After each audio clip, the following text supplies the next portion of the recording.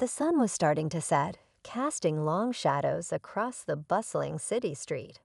Cars rushed by, honking impatiently, and people hurried along the sidewalks, lost in their own worlds.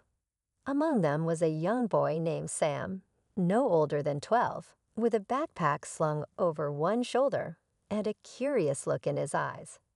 He had just finished school and was making his way home when he noticed something unusual. At the corner of the street, an elderly man stood still, gripping a white cane tightly in his hand. His clothes were neat but slightly worn, and dark glasses covered his eyes.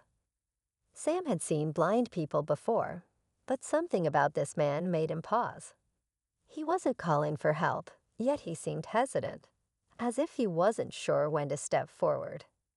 Sam hesitated for a moment. The city wasn't always kind, and most people just walked past without a second glance. But his mom had always told him that kindness didn't cost a thing. With that thought in mind, he approached the man. "Sir, do you need help crossing the street?" Sam asked, his voice gentle. The man turned his head slightly, as if trying to place the voice. Then with a small smile, he nodded. "That would be very kind of you, young man." Sam stepped forward, carefully placing his hand on the man's arm. Together, they took slow, measured steps across the intersection as cars zoomed past them. Sam's heart pounded a little, knowing how dangerous these streets could be, but he made sure to guide the man safely. When they reached the other side, the man sighed with relief. "Thank you," he said, adjusting his glasses. "Not many stop to help these days." Sam grinned. "It's no problem. My name's Sam, by the way." The man paused for a moment before responding. "Nice to meet you, Sam. You can call me Mr. Thompson." There was something about his voice, calm yet with a weight to it, as if he carried stories no one else knew. Sam was about to say goodbye when he noticed something strange. As Mr. Thompson shifted his cane slightly, something slipped from his coat pocket. It was quick, almost unnoticeable, but Sam caught a glimpse of it before the man could react. A small folded piece of paper with a peculiar mark on it, a symbol Sam had never seen before. Mr. Thompson quickly bent down, reaching for the fallen paper, but something about the way he moved caught Sam's attention. It was too smooth, too precise for someone who was supposed to be blind. Sam's breath caught in his throat. Had he imagined it? Or was Mr. Thompson not really blind? The old man straightened up, slipping the paper back into his pocket without a word. For a moment, there was silence between them. Sam's mind raced. Should he say something, ask him about it? But before he could decide, Mr. Thompson gave him a small nod. "Thank you again, Sam," he said, his tone unreadable. Then, without another word, he turned and walked away, his cane tapping lightly against the pavement. Sam stood frozen in place, watching him go. A strange feeling settled in his stomach, like he had just stumbled onto something much bigger than he understood. Who was this man, and what was he hiding? Sam didn't know it yet, but this small act of kindness had just pulled him into a mystery far greater than he could have imagined. Sam couldn't shake the feeling that something was off. He watched as Mr. Thompson disappeared into the crowd, his cane tapping the sidewalk rhythmically. It was supposed to be a simple moment, a good deed, a thank you, and moving on. But now his mind was filled with questions. If Mr. Thompson was really blind, how had he reacted so quickly when the paper fell? And what was that strange symbol? As Sam walked home, he replayed everything in his head. Maybe he was overthinking it. Maybe Mr. Thompson just had sharp reflexes. But deep down, something told him that wasn't the case. That night, as he lay in bed, he found himself staring at the ceiling, unable to sleep. His curiosity had turned into something bigger, something that made his heart race just thinking about it. He needed to know more. The next afternoon, after school, Sam decided to go back to the same street corner. He wasn't sure what he was expecting, but a part of him hoped to see Mr. Thompson again. For a while, he stood near the intersection, pretending to check his phone while glancing around. Minutes passed, then nearly an hour. Just when he was about to give up, he spotted him. Mr. Thompson was walking, alone this time, without anyone guiding him. Sam narrowed his eyes. His movements were different now, more confident. If he hadn't known any better, he would have thought the man could see perfectly fine. Sam took a deep breath and followed from a distance. He wasn't sure what he was doing, but something inside him pushed him forward.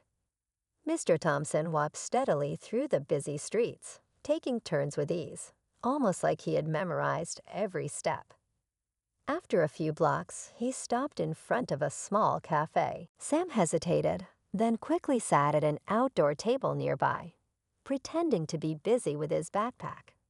He watched as Mr. Thompson entered the cafe, still using his cane, tapping it lightly against the floor. Sam's pulse quickened. A few minutes later, through the window, he saw Mr. Thompson sit at a corner booth, speaking with someone. The other person was a man in his 40s, wearing a dark jacket. They were talking quietly, but their body language told Sam they weren't just having a casual conversation. Then something strange happened. Mr. Thompson reached into his coat pocket and slid the same folded paper across the table. The other man picked it up, glanced at it, then quickly tucked it away. Sam's stomach twisted. He wasn't imagining things. There was definitely something going on. Just then, the man in the jacket stood up, shaking Mr. Thompson's hand before heading toward the exit. Sam panicked. He didn't want to be caught watching, so he quickly ducked his head, pretending to tie his shoe. The man walked right past him, disappearing into the street. Sam looked back into the cafe. Mr. Thompson was still sitting there, sipping his coffee, completely calm, like nothing had happened. His heart pounded. Who was Mr. Thompson really? And what was in that paper? The next day, Sam couldn't focus in class. Every time the teacher called on him, he barely heard the questions. His mind was somewhere else, back in that cafe, back in that moment where he saw something he wasn't supposed to. By the time school ended, he had made up his mind. He had to talk to Mr. Thompson again. This time, he wasn't just going to walk away. He returned to the same spot where they had first met, hoping luck would be on his side. And it was. A few minutes later, he saw the familiar figure walking down the sidewalk, cane tapping as usual. Taking a deep breath, Sam stepped forward. "Mr. Thompson." The old man paused, tilting his head slightly. Then a small smile appeared on his face. "Ah, Sam, we meet again." Sam forced a smile, trying to keep his voice steady. "I just happened to be around. Thought I'd say hi." Mr. Thompson chuckled. "How kind of you." He adjusted his glasses. "Are you always this curious, Sam?" Sam froze. The way he said it, it was almost as if he knew. I don't know what you mean," Sam stammered. Mr. Thompson nodded slowly, as if considering something. Then he took a step closer, lowering his voice. "Curiosity is a powerful thing, but sometimes it leads to places you might not be ready for." A chill ran down Sam's spine. He suddenly felt like he was standing on the edge of something dangerous, something bigger than he had ever imagined. Before he could say anything else, Mr. Thompson smiled again, this time with a hint of something unreadable in his expression. "Take care, Sam." And just like that, he walked away, disappearing into the crowd once more. Sam stood there, his heart racing. He had uncovered a secret, but he still had no idea what it really meant. And now he wasn't sure if he was the one watching Mr. Thompson, or if Mr. Thompson had been watching him all along. Sam couldn't move. He stood frozen on the sidewalk, his mind spinning. Mr. Thompson's words kept replaying in his head. Curiosity is a powerful thing, but sometimes it leads to places you might not be ready for. It didn't feel like a warning. It felt like a message, like Mr. Thompson knew exactly what Sam had seen. For the first time, doubt crept in. Maybe he wasn't ready for this. Maybe he had stepped into something too big for him. But another part of him, the same part that had stopped to help Mr. Thompson in the first place, refused to walk away. That night, Sam couldn't sleep. He kept thinking about the cafe, the paper, and the man in the dark jacket. He needed to know what was going on, so he made a plan. The next afternoon, he waited outside the cafe again. This time, he wasn't just watching. He was going to follow Mr. Thompson. Sure enough, after a while, Mr. Thompson arrived, just like before. He went inside, ordered his coffee, and sat at his usual table. Sam's heart pounded. He had never done anything like this before. A few minutes later, the man in the dark jacket showed up again. The two spoke in hushed tones, and then, just like last time, the paper was exchanged. But this time, Sam was ready.